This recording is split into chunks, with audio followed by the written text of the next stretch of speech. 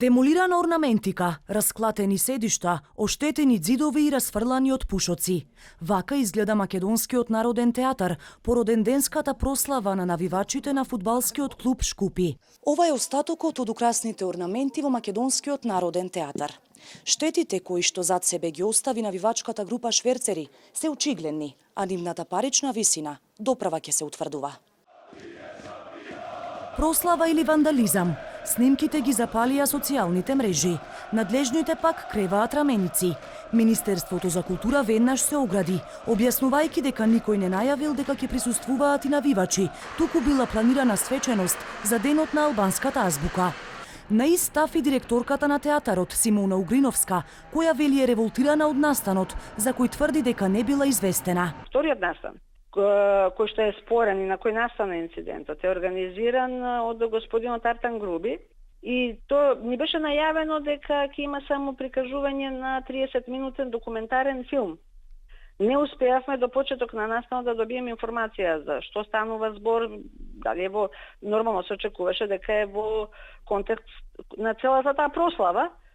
Пратеникот Артан Груби и своевремено член на навивачката група не прецизира дали тој дозволил влез на навивачите, а реакциите ги оцени како политичка злоупотреба во предизборна пропаганда.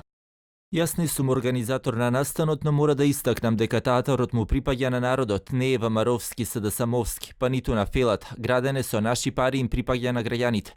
Дивењето е упат, тепањето и сканирањето во собранието на 27 април, а не прослава на навивачи, каде што се очекува скандирање, пеење, но не и вандализам и насилство, кој што би го осудил во секој момент.